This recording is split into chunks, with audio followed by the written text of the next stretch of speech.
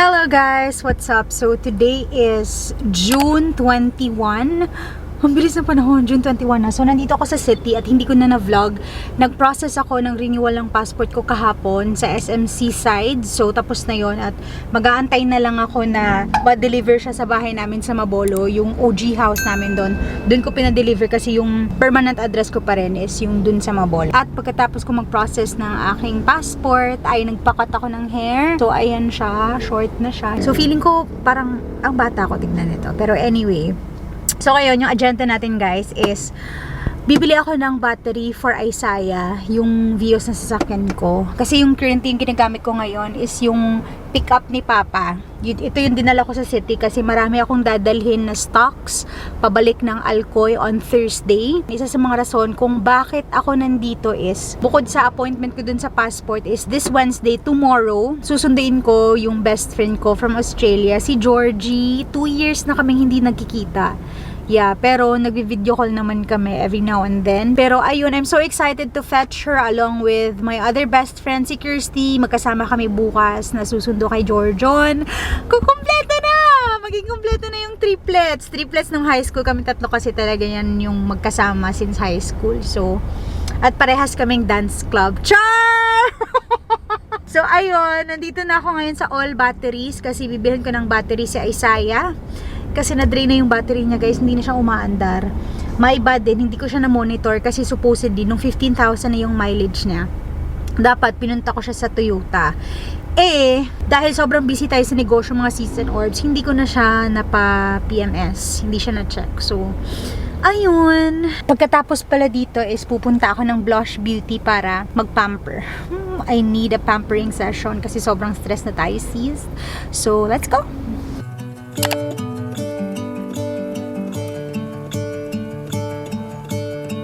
Hey guys, okay, so nakabili na ako ng battery. Ayan siya. Tadaan! So, dadalhin ko na yan sa Alcoy. So ngayon, nandito ako sa isang coffee shop sa May Banawa. Malapit lang sa bahay, sa apartment, I mean. Nag-aantay ako ng oras kasi 4 PM pa yung appointment ko sa Blush Beauty. Kasama ko mamaya si Jane, yung close friend namin ni Paco. Magpapa-M-scalp siya, tapos papa-facial. Mag-e-edit ako ng video kasi sobrang tagal ko nang hindi nakapag-edit. As in, wala na akong upload kung napapansin ninyo sa channel ko. So, I'll do that now. I'm gonna let the sun shine in the day. I'm trying to make this darkness go away. I'll paint with colors and I'll sing until my lungs give out. I'm gonna let the sun shine in the day. And I will leave my windows open so that I can hear the sound of. Basta lang mga padong magkarate mo. Basta ka padong? Ano, wait. Hi guys, so we're now here at Blush Beauty Cebu. Kaya na sinabi ko kanina, magpapa-facial ako, magpapa-massage, tas magpapa-drip. Tas ito yung friend ko, si Jane. Ayan, magpapa-M-scalp siya at facial.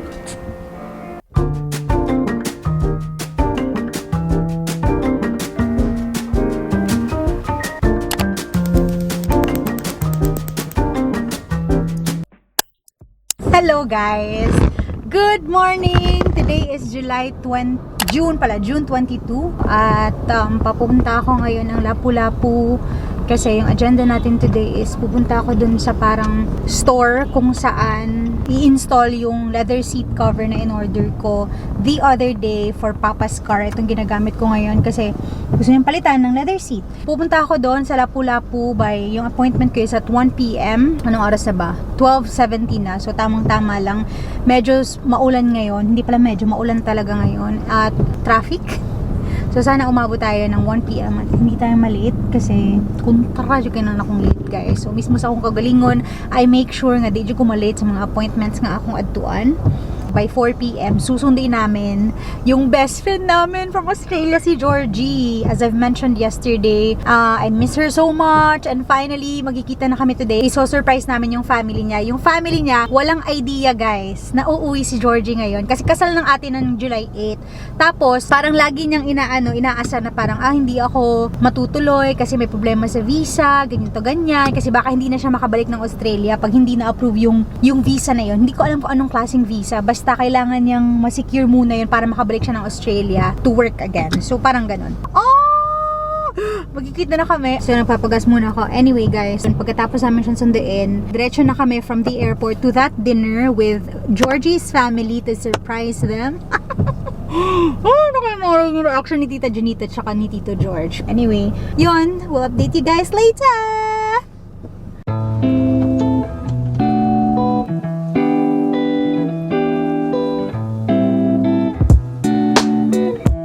So guys, ayan na, leather na yung seat natin. Thank you, KJL Upholstery. Salamat mga kuya! Bye! Thank you, thank you.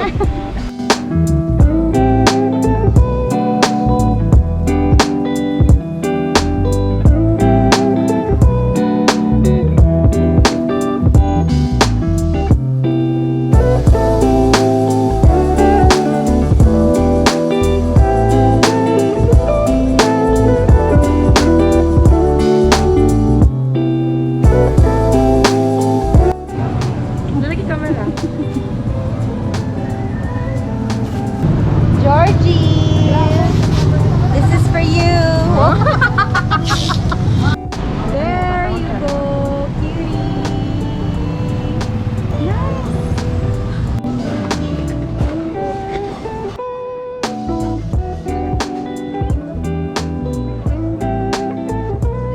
Hey guys! So, moment of truth. Georgian just landed here in Cebu and we are about to go to Mactan Airport. Actually, we are just staying nearby, di ba, Kirsty? So, Yes. malapit na kami sa airport. At ngayon, susunduin na namin siya. Finally! Sobrang miss namin si Georgie. So, finally, she's here and we are about to fetch her sa airport. Ready na yung flowers namin, di ba? Ito yung Very flowers worth it. niya. Two dozens yung binili namin. So, ayan, surprise natin siya mamaya. Georgie, see you in a while. See you! Uy.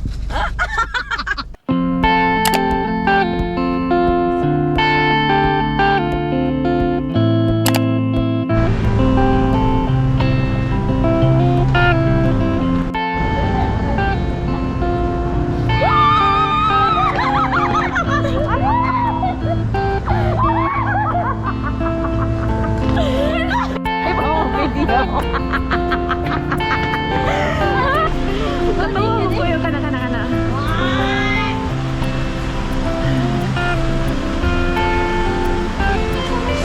Meron yan!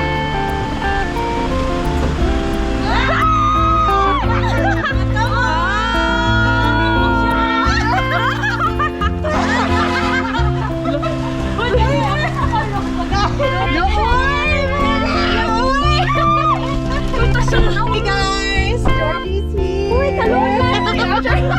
Uy, kalula! Ako ulit ako.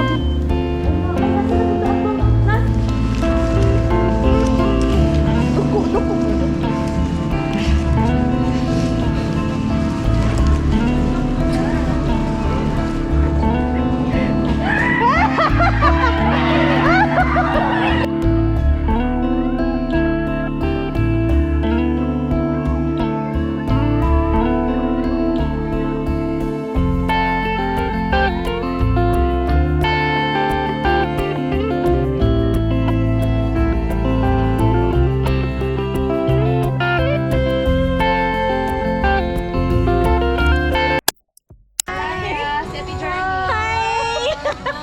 Hello! Makita ako! Happy birthday to you! Happy birthday to you! Hey guys, so mali pala yung sinabi namin kanina. Sinabi namin 2 years kami hindi nagkita, pero actually 4 years na pala. Hindi ko na malayan. Wow! Thanks, Kuya. Bye! So, guys. So we have na the polo shirts and the t-shirts for our staff. With the logo na Cafe Malaya. So panigurado mas gaganahan na sila sa pag-work kasi may uniform na sila. Yay! Ito yung mga t-shirts. Ganda. Tapos ito yung polo shirt.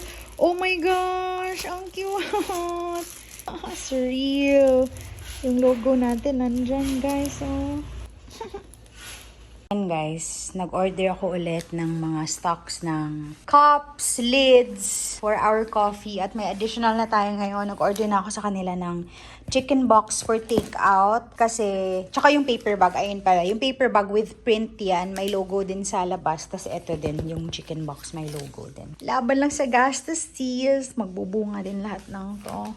Shout out nga pala sa MJM Print and Packaging kasi ang bilis nilang gumawa, guys. Sobra. Pag sinabi kong may deadline, ito kukunin ko at this time, agad-agad. So just tell them if rush yung orders mo, may additional rush fee lang kasi usually it takes 1 to 2 weeks bago nila ma-deliver. Pero pag sinabi mong rush order to, agad-agad, guys. Sa sinet nyong date, matatapos nila.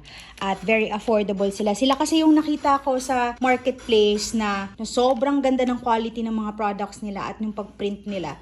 Tapos mura sila. Sila yung pinakamura na maganda. So, thank you MJM Print and Packaging. Hindi po ito sponsored pero kudos po sa inyo. Bilib po ako sa trabaho ninyo. Salamat!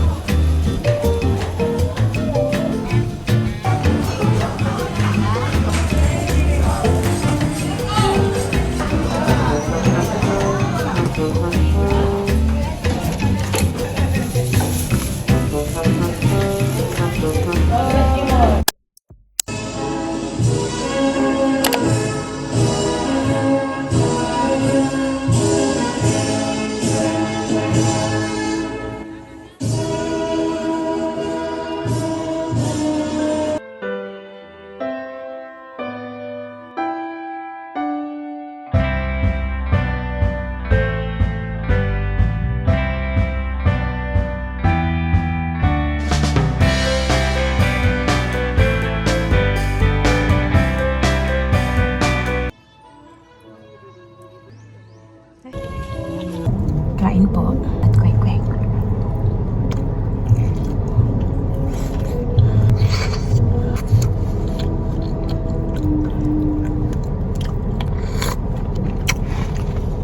Aslong lang.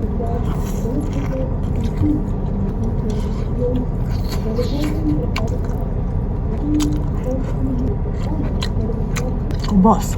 Yun. Congratulations, Brandon. Congratulations, Brandon Le. Brandon Le.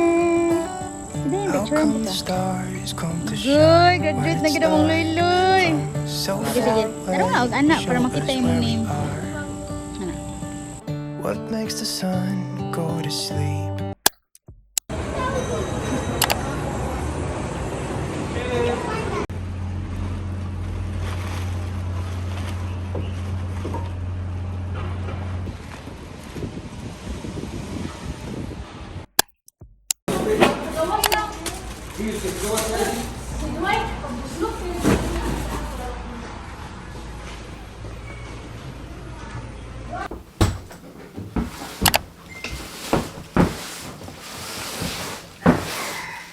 I bought a new electric fan from SM City Cebu nung pumunta ko ng city mga 2 days ago. Tapos ngayon ko lang siya binuksan kasi sobrang busy sa cafe at dami kong deliverables.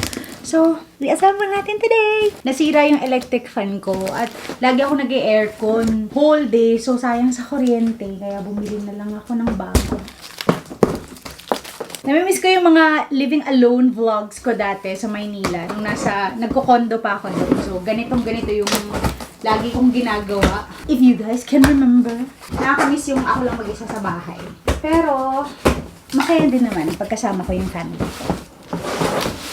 So, ayan siya. As usual, mga nude tones, earth tones, ang gusto ng Malaya.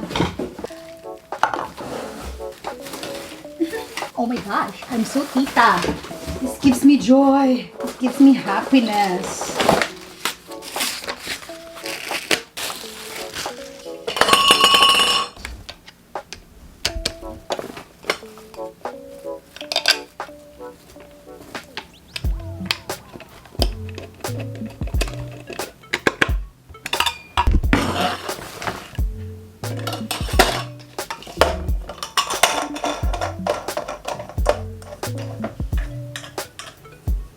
So, ayan po yung aking old fan na ayaw na po niyang yumuko. Pag niyuyuko mo, gumaganon siya. Pana sealed.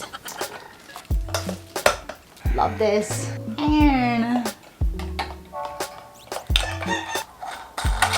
Tapos yung ganito din ng old fan ko. Naglusan na talaga siya. Ayaw na niyang humigpit. Higpit! Tama ba yung thermosealed? Shadan. Love it.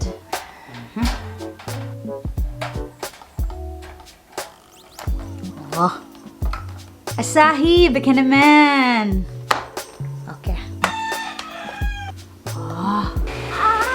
I'm coming. Yeah, come on. Oh. I want the world to know. Got to let it show. Yeah, yeah. Come on, come on, come on, come on. Yan na yan.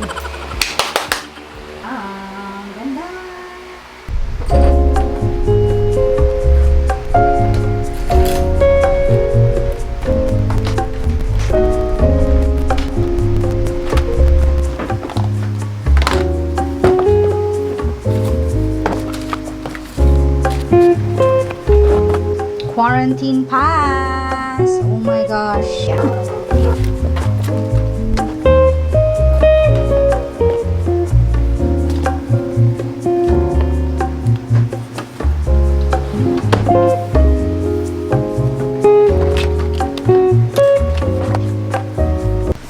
Ang init!